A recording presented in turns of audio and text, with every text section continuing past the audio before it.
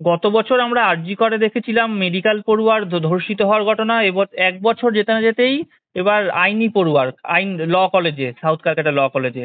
তো এই 1 বছরে এত রাত জাগা, এত আন্দোলন, আইন শৃঙ্খলা কিংবা নারী নিরাপত্তার কোনো পরিবর্তন হয়নি রাজ্যের? কি করে হবে? যে রাজ্যে একটা নতুন সংস্কৃতি আমদানি হয়েছে 2011-র পর থেকে, আপনারা শুধুমাত্র গত বছরের আরজি করে এবছরের ল কলেজ ধরছেন কেন? সামগ্রিকভাবে বিচার করুন। হুম। এ রাজ্যে একের পর এক ধর্ষণ হয়েছে এবং রাজ্যের মুখ্যমন্ত্রী, শাসক দল তারা সব ঘটনাকেই তুচ্ছ ঘটনা বলে বলেছেন। কেউ কেউ বলেছেন যে ধর্ষিতা হয়েছে, যে ধর্ষণ করেছে তার সঙ্গে তাদের ব্যবসায়িক সম্পর্ক আছে।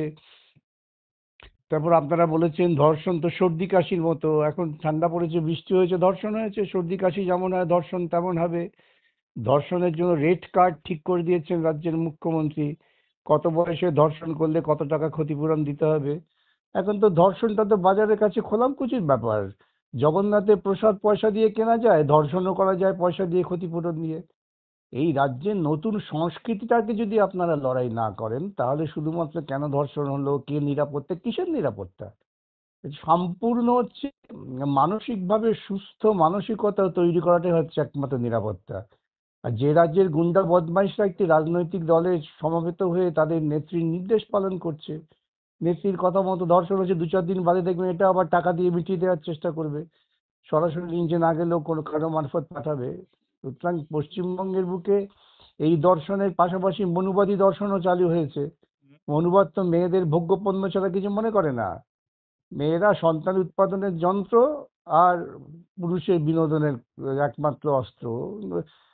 নাগপুরের জ্যাঠামশাই বলে দিয়েছেন, সেটা মান্যতা দিতে হবে। তো দাদা দিদি দুজনেই একই পথে চলেছেন, একইভাবে মান্যতা দিচ্ছেন। সুতরাং দর্শন, যে দর্শন ধর্ষণকে লালন পালন করে, তাকে মুক্ত করতে না পারলে এই রাজ্যে ধর্ষণ বন্ধ হবে না। আমরা কল্যাণ বন্দ্যোপাধ্যায়কে গতকাল বলতে শুনলাম, বন্ধু বন্ধুকে যদি কলেজের ভেতর রেপ করে দেয় তাহলে নিরাপত্তা কি করে দেওয়া যাবে। কুণাল ঘোষ বলছেন এটা একটা সামাজিক ব্যাধি, বিরোধীরা অহেতুক এটা নিয়ে রাজনীতি করছে, বাংলা তো তাও সামাজিক ব্যবস্থা ব্যাধি? নিচ্ছে। সামাজিক ব্যাধি এটা কোন সামাজিক ব্যাধি থেকে এসছে যে সর্দি কাশি যেমন হয় তেমন ধর্ষণ হবে? কোন সামাজিক ব্যাধি থেকে এটা এসছে? রেড কার্ড করে দিয়েছিলেন কুলান বাবুরা গোটা রাজ্যের তরুণ সমাজকে, তাদের অধিকার কেড়ে নিয়ে তাদের অনুপ্রাণিত করেছেন যে ধর্ষণ করে বিনোদন করে টিকে থাকো। সামাজিক ব্যাধি, এই সামাজিক ব্যাধিটা তৈরি করেছেন তো মমতা এবং মমতার এই সমস্ত অবাঞ্ছিত উম, মনোভাব সৃষ্টিকারী কুণাল বাবুদের মতো লোক। আগে তা এইসব লোকেদের ঝেঁটিয়ে বিদায় করলে তবে ধর্ষণ বন্ধ হবে। আপনি যে উদাহরণগুলো দিলেন 2011 পরবর্তী পার্কস্ট্রিট, কামদুনি, হাঁসখালি, একের পর এক উদাহরণ। কিন্তু আমরা গত বিধানসভা নির্বাচনে রাজ্য জুড়ে পোস্টার দেখেছি, হোর্ডিং দেখেছি, বাংলা নিজের মেয়েকে চাই। সেখানে তামান্না, আরজি কর, শেষ সংযোগ হচ্ছে সাউথ ক্যালকাটা ল কলেজের ঘটনা। এরা কি বাংলার মেয়ে নয়? হ্যাঁ, বাংলা সেটা তো প্রচারটা তো করেছেন। যারা বাংলার মেয়েদের ধর্ষণের অস্ত্র হিসেবে ব্যবহার করতে চান সেই দল প্রচার করেছে বাংলা নিজের মেয়েকে চায়। বাংলা তো এই ধরনের মেয়ে চায়নি কখনো। বাংলার ঐতিহ্যের সঙ্গে তো এই ধরনের মেয়ে মেলে না।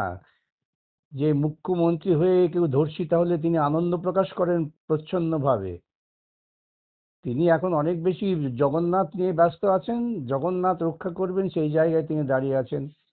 এই অপসংস্কৃতি পশ্চিমবঙ্গের বুকে 2011-র পর থেকে যা চালু হয়েছে, সেই অপসংস্কৃতির বিরুদ্ধে দীর্ঘস্থায়ী লড়াই করলে তবেই একমাত্র মুক্ত হওয়া যাবে।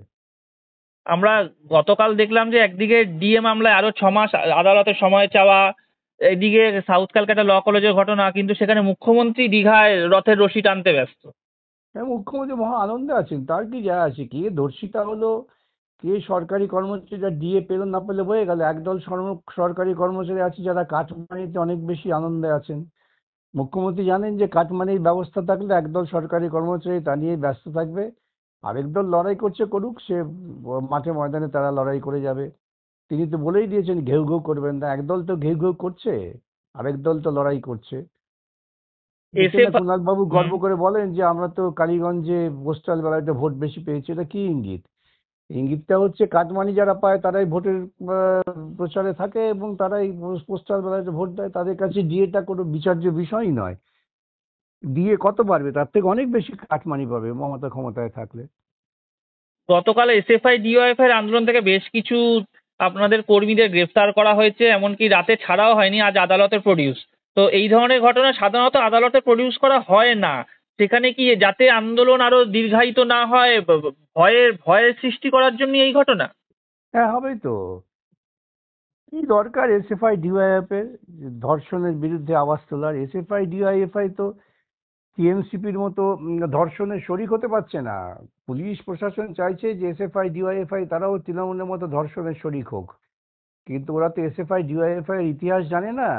ওই একদিন থানায় আটকে রেখে একদিন জেলে বন্দি করে এসএফআই ডিওয়াইএফআই কে অত সহজে ভেঙে দেওয়া যায় না। তারা আবার লড়াই করবেন, তারা আবার চেঁচাবেন, রাস্তায় নামবেন, এটাই এসএফআই ডিওয়াইএফআই ঐতিহ্য। পুলিশ অনেক চেষ্টা করেও তাদের দমন করতে পারবেন না, এটা পুলিশও জেনে রাখে, জানে, ও মমতাও জানে।